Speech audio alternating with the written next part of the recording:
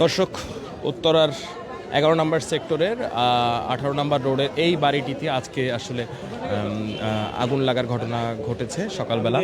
তা আমরা এখন এই মুহূর্তে আছি দর্শক এই বাড়িটির সামনে, যেখানে আপনারা দেখতে পাচ্ছেন যে এখানে উৎসুক জনতা রয়েছে, প্রতিনিয়ত এখানে উৎসুক জনতা রয়েছে, পুলিশ আইন শৃঙ্খলা বাহিনী রয়েছে, এখানে এলাকার লোকজন রয়েছে। আপনারা দেখতে পাচ্ছেন যে উত্তরার ঠিক এই আবাসিক ভবনটির এই ভবনেতেই আসলে আগুন লাগার ঘটনা ঘটেছে। আমরা আপনাদের যদি একটু দেখাই, এখানে কিন্তু আসলে এই যে ভবনটির সামনে রয়েছে আমরা দেখতে পাচ্ছেন যে এখানে ডিবির আইন শৃঙ্খলা বাহিনীর বিভিন্ন সংস্থা থেকে লোক এখানে এসেছেন। এখানে উৎসুক জনতা রয়েছে দর্শক, আমরা আপনাদের যদি একটু দেখাই, এখানে উৎসুক জনতা রয়েছে। আপনারা ছিলেন এখানে দর্শক, আপনারা দেখতে পাচ্ছেন যে এখানে কিন্তু আসলে একটু শুনি আমরা। ভাই, আমি সঠিক কিছু বলতে পারবো না, আমি আসছি মাত্র। আমার কাছে যা নিউজ গেছে, সকালে ফোন দিছে আমার ভাতিজির মানে ভাগিনা আর কি, উনি ফোন দিছে যে এই ব্যাপার ফুপি আমার এই আব্বু মারা গেছে, আমার ভাই আর কোনো খোঁজ পাওয়া যাইতেছে না। আমি এখন এই যে আসছি আর কি, এখন আমি যাওয়ার পরে আমি সব বলতে পারবো, এখন কিছু বলতে পারবো।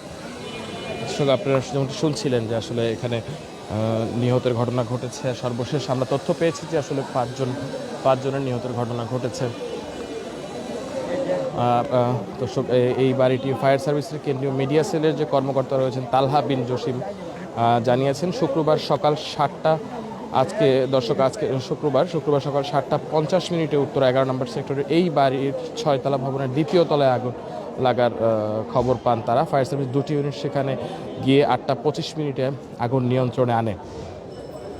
8:25 সকাল 10টার দিকে আগুন পুরোপুরি নেভানো সম্ভব হয় বলে জানিয়েছেন ফায়ার সার্ভিসের কর্মকর্তা।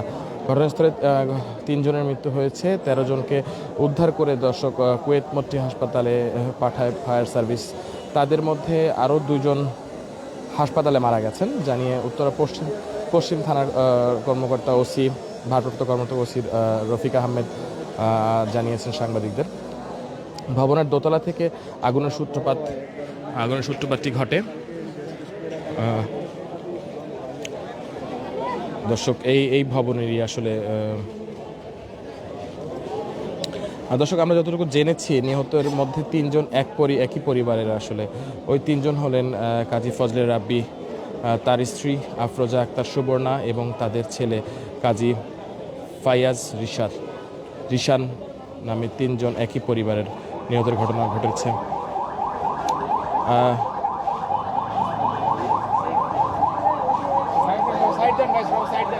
দর্শক, আপনারা দেখতে পাচ্ছেন যে এখানে একটি অ্যাম্বুলেন্স এসেছে, আসছে। দর্শক, আমরা দেখতে পাচ্ছি যে এখানে একটি অ্যাম্বুলেন্স এসেছে।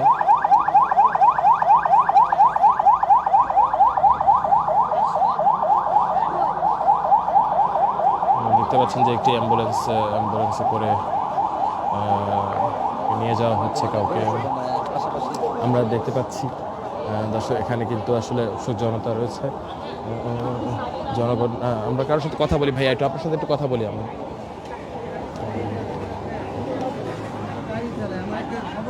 দেখি ভাই একটু বলেন।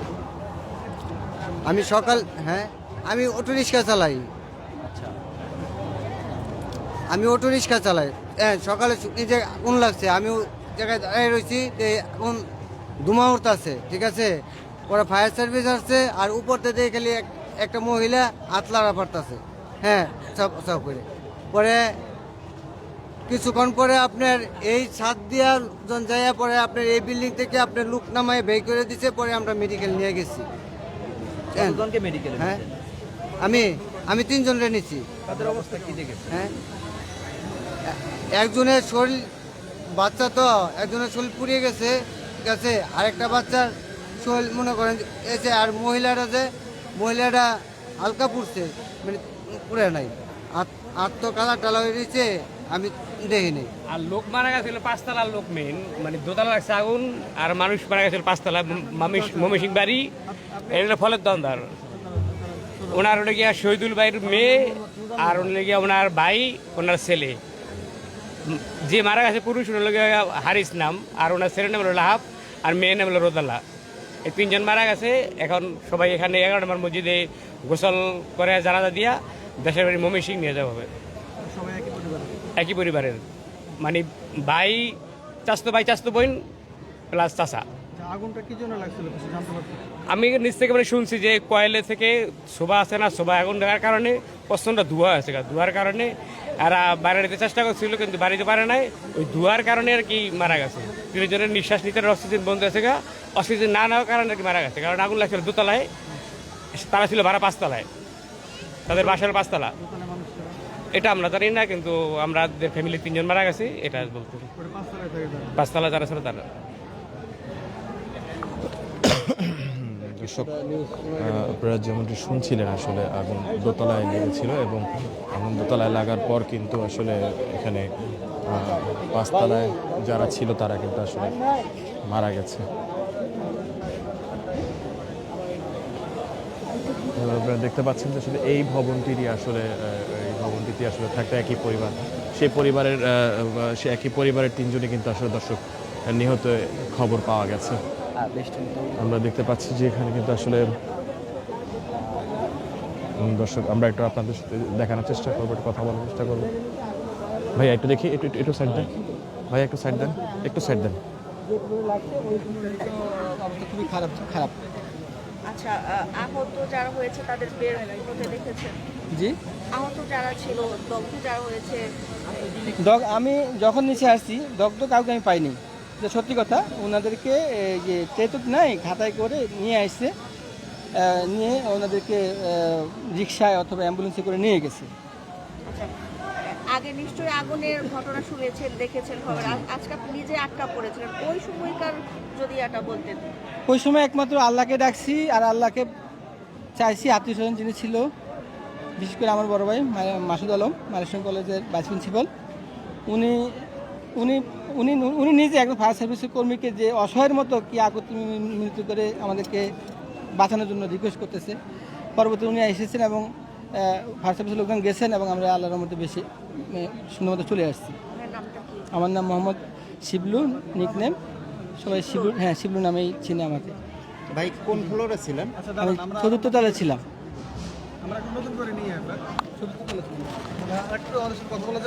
ভাইয়া কথা বলা আসলে চান্স নাই, আর কিছু করার নাই। আপনি তো আটকা পড়ছিলেন। জি, আটকা পড়ছিলাম। আপনি ছাড়া তো মানে সবচেয়ে ভিকটিম তো আপনি। বিক্রি আমি না, আরো অনেকেই আছে। আসলে আগুনের সূত্রপাত কি থেকে হয়েছে এটা এখনো আমরা সঠিক কিছু জানি নাই, তবে আগুন লাগছে এটা নিশ্চিত। আমরা দেখছি আগুনের ভয়াবহতা ওইভাবে, মানে একবার আগুন না দেখলেও আগুনের যে ধোঁয়া এবং ওই অবস্থায় কি পরিস্থিতি হয় ওই জিনিসটা উপলব্ধি করছি। ঠিক আছে, তো খুবই আল্লাহর কাছে শুকরিয়া, আলহামদুলিল্লাহ আমরা নিরাপদে আছি।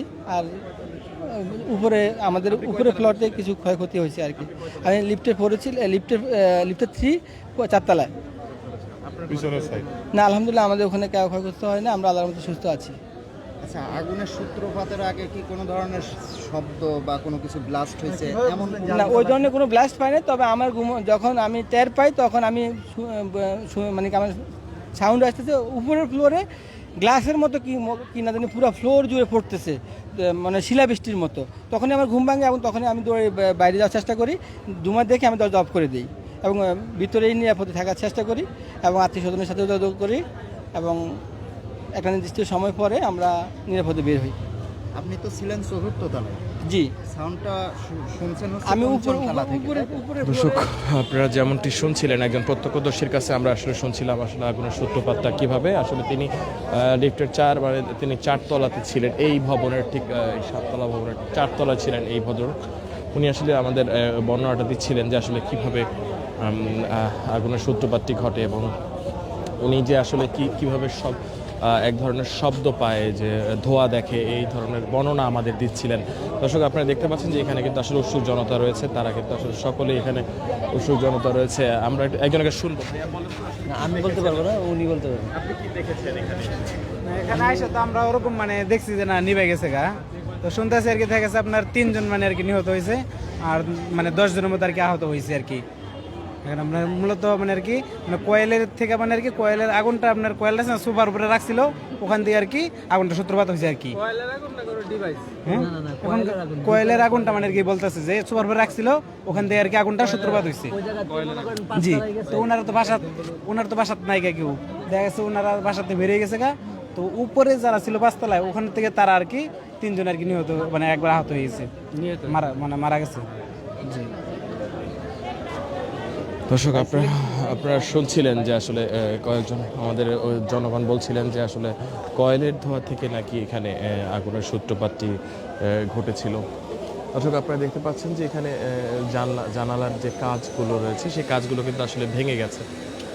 দেখতে পাচ্ছি যে এখানে বিল্ডিংয়ের 2য় তলা 3য় তলা পর্যন্ত আসলে 4th তলা পর্যন্ত আগুনের যে ধোঁয়া, সেই ধোঁয়া রয়েছে। দর্শক, আপনারা দেখতে পাচ্ছেন এখানে কিন্তু আইন শৃঙ্খলা বাহিনী রয়েছে, তাদের আইন শৃঙ্খলা রক্ষাকারী বাহিনী রয়েছে এবং উৎসুক জনতা, আশেপাশের যে জনগণ রয়েছে তারা কিন্তু সকলে এসেছে এই খবর পেয়ে, সাথে সাথে কিন্তু আসলে এখানে এসেছে আমরা দেখতে পাচ্ছি। দর্শক,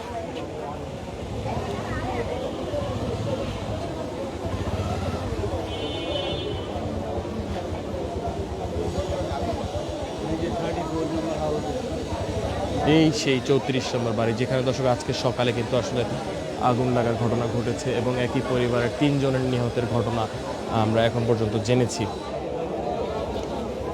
আপনারা দেখতে পাচ্ছেন যেখানে কিন্তু আসলে জনগণ রয়েছে, তারা কিন্তু আসলে নামাজ পড়তে, আজকে জুম্মার নামাজের দিন, যে নামাজ পড়তে যাওয়া যে মুসল্লিরা, তারা কিন্তু আসলে এখানে দাঁড়িয়ে দেখছে এবং আসলে কিভাবে আগুনের সূত্রপাতটি ঘটেছে জানার চেষ্টা করছে। দর্শক, এখন পর্যন্ত আমাদের কাছে এই পর্যন্তই আপডেটটি রয়েছে। আমি তনু খলিফা, কালের কণ্ঠ ডিজিটাল লাইভ থেকে আপনাদের কাছ থেকে বিদায় নিচ্ছি। ধন্যবাদ।